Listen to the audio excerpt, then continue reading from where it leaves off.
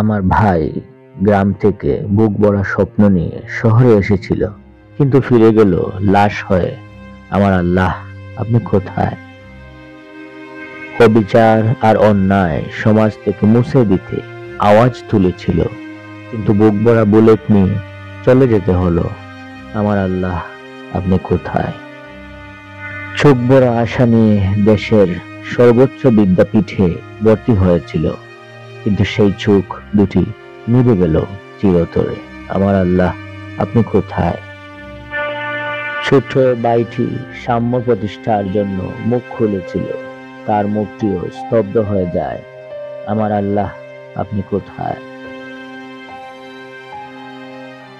আলা ইন্না নাসরাল্লাহি করিব, নিশ্চয়ই আল্লাহর সাহায্য অত্যন্ত নিকটতম।